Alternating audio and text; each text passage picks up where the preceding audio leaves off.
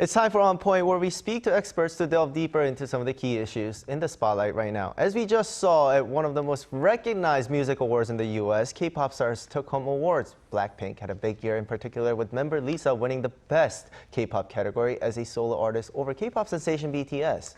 But that's not to say that BTS didn't shine as usual, as the group took the Group of the Year awards for the 4th consecutive year. So let's break that down and what happened yesterday with Bernie Cho, the president of DFSB Kollective, who joins us in studio today. Very good morning to you. A very good morning as well. Right, so we had some very exciting news regarding the MTV Awards. And what is the most important point that judges consider when awarding these prize awards? Well, for full disclosure, in a past life, and I have to say last century, I worked at MTV. So I was very involved with the quote-unquote process. Even to this day, it's a mystery in terms of how the nominees are selected by MTV executives. It's a lot of conversations with record label executives and industry people. But what is certain is since the beginning of the MTV Video Music Awards, also known as the VMAs, from 1984 to 2006, it was selected by, like you mentioned, a panel, a jury of judges. But starting from 2006, about 20 plus of the general categories went wide open to fan voting, public voting. And so for about a month, right before the Video Music Awards, fans could go online and vote for their favorite artists in about 20 plus categories. Some of the technical categories, I don't think fans really know what to vote for or who to vote for, but for the 20 plus general categories, it's all fan driven and it's all fan voted. Well, and that speaks volumes about the award itself. And BTS just took their 4th consecutive Group of the Year award. How do you take this? Well, to get a nomination at the MTV VMAs in and of itself is an honor. And for that alone, any artist should sleep well at night. I mean, I know for me, I remembered about 20 plus years ago, Korean music artists were lucky if they got 4-second mention on air at the MTV Video Music Awards. If they picked up a trophy, it was often backstage, given by an MTV executive, and it was never on air, and you never saw it on camera. Now, fast forward to 2022, we now have Korean music artists, K-pop, not just stars, but superstars, getting up to 4 nominations or more in 4 more different categories, or doing live performances for 4+ minutes. And so K-pop in the Korean music industry has come a long way at this very prestigious music award show.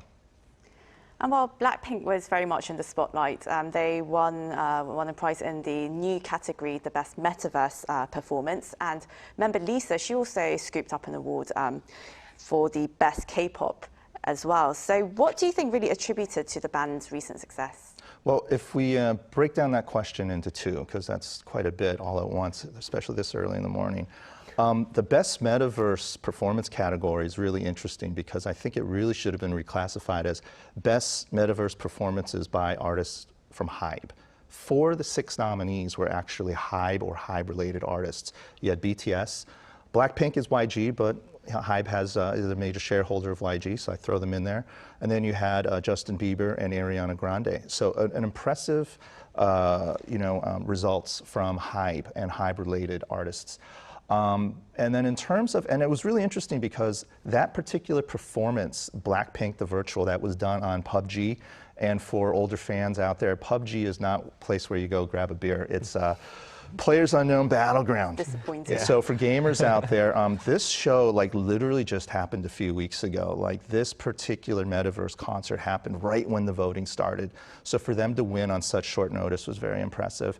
And then the second question related to Lisa winning the Best K-pop category actually really shouldn't come as a surprise. I mean, we all talk about how big BTS is and BLACKPINK is, but we need to remind ourselves the most popular K-pop idol right now on social media, on Instagram, is Lisa. Her followers on Instagram is 2x. She has 2 times more followers on Instagram than certain individual members of BTS. And so her social media power, and if you just translate that into their ability to vote online, it's not a surprise. And then also we have to remember that even though Lisa is of BLACKPINK, she was one of the most successful solo artists in the world last year with that single, La Lisa, and it had the Beast track Money.